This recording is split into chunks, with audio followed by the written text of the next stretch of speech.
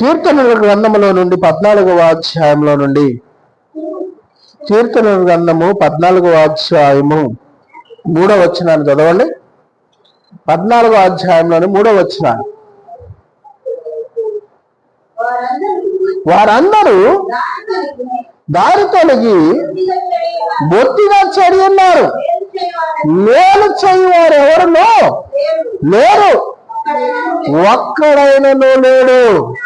ఏ దారి తొలగిపోయారంటండి? మంచి మార్గాన్ని తొలగిపోయారు. చెడ్డ మార్గాన్ని నువ్వు ప్రయాసపడుతూ ఉన్నావు, చెడ్డ మార్గాన్ని పట్టుకొని నడుస్తూ ఉన్నావు, దేవుని చిత్తమైన గ్రహించలేవు.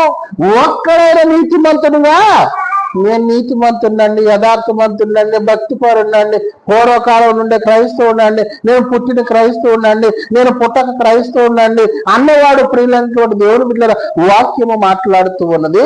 పుట్టక క్రైస్తవుడు అందరూ కూడా దారి తొలగిపోయారని మాట్లాడుతూ ఉన్నది. నీవు దారి తొలగినప్పుడు పిల్లలైనటువంటి దేవుని బిడ్డలారా సరి అయినటువంటి మార్గంలో ఉండాలి అని అంటే నీ సేవకునికి లోపడవలని వాక్యం చెబుతూ ఉంటే దేవుని యొక్క వాక్యాన్ని కట్టబడుతున్నావా? వాక్యాన్ని కట్టబడలేకపోతున్నావే? వాక్యం అంటే విధేయత లేదే, దేవుడంటే విధేయత లేదే, దేవుని మాట అంటే విధేయత లేదే, దేవుని మాటకు లోపడలేదే, దేవుని యొక్క సేవకుని యొక్క మాటకు లోపడలేదే. ఇదిగో క్రీస్తు అనే బండ మీద కట్టబడుతున్నటువంటి సంఘముగా నువ్వు చెక్కబడాలి అని అంటే ఎలా ఉండాలి? స్థిరమైన మనసు ఉండాలి.